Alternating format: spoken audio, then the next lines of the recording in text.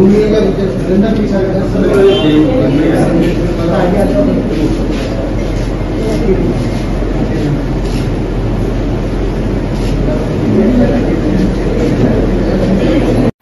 इधर भी करना है सब गंगानगर। हाँ भाई साहब एक मिनट, एक बार वापस, एक बार हाँ ले रहे सर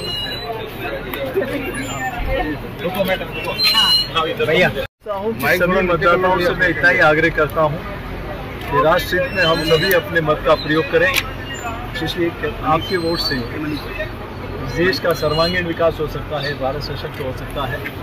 पिछले 10 वर्षों में जनता जनार्दन का आशीर्वाद रहा है, जो जन जन की भावनाएं दिख रही है, तो निश्चित रूप से इस बार भी फिर एक बार मोदी सरकार वही कल्पना लग रही है। और मैं सरकार का उत्साह सुबह से हर पोलिंग बूथ पर दिख रहा है, वो मैं सोचता हूँ कि लगभग 70% से ऊपर मतदान होगा। भाई साहब ये चुनाव के जो प्रमुख मुद्दे हैं वो मोदी जी की गारंटी पे चुनाव लड़ रहा है, लेकिन जो विपक्षी दल है वो लगातार एक ही बात कह रहा है कि ना तो हैट्रिक राजस्थान में होगी और ना 400 पार हो पाएगा। आपको लगता है जो इंडी गठबंधन बना है वो ऐसा कुछ कमाल भी कर सकता है? मुझे लगता है कोई भी राजनीतिक दल अपने जीतने की बजाय कि उनको इतने प्रचंड बहुमत से थोड़ा सा कम मिलेगा उसी में खुश है।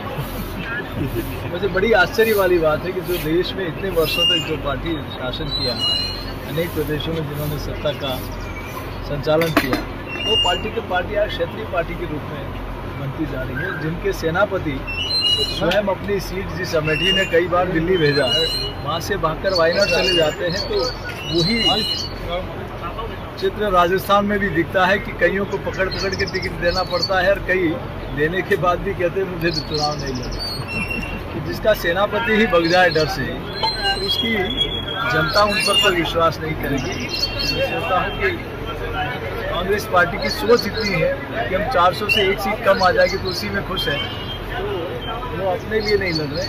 और मोदी जी को क्यों रोकना चाहते हैं? क्या धारा 370 हटना गलत था क्या प्रभु श्री राम मंदिर बनना गलत था क्या? कि किसी गरीब का मकान बनना, शौचालय बनना, गैस का कनेक्शन होना गलत था क्या? जनधन का खाता होना गलत था क्या? हर घर में पीने का शुद्ध पानी पहुँचे गलत था क्या? किसान को किसान सम्मान निधि मिले गलत था क्या? लेकिन कोई जवाब नहीं है। आज भारत की अर्थव्यवस्था दुनिया की टॉप 5 में पहुँच गई और आने वाले दिन में टॉप 3 में पहुँचेगी। कोई तो बताए कि क्या गलती है। उनके पास कहने को कुछ नहीं है, लेकिन सिर्फ मोदी जी को रोकना है। लेकिन मोदी जी के साथ देश की 140 करोड़ लोगों का। जोशी जी आपने एक बयान दिया था, हम बोलेगा इसका विरोध हुआ है? उनके वंशज तो बोल रहे हैं, बाकी लोगों को तकलीफ क्यों हो रही है? उनके वंशज के लोग बोल रहे हैं, रामराज की कल्पना हम लोग कर रहे हैं, इसमें कांग्रेस के लोगों को तकलीफ किस बात की है?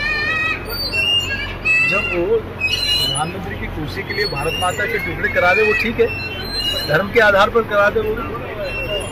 ये अल्पसंख्यक और बहुसंख्यक कौन लेके आया देश में? किसने कहा कि माइनॉरिटी का पहला देश के संसाधनों पर है? लेकिन मोदी जी ने 140 करोड़ लोगों को अपने देश का परिवार का सदस्य मानकर उनकी सेवा करने का। कांग्रेस ने हमेशा से जातिवाद, क्षेत्रवाद, पंथवाद यही काम किया है। लेकिन अब देश की जनता इनका चरित्र और चाल समझ गई है। अब इनके कहने में, इनके बहकाव में नहीं आता।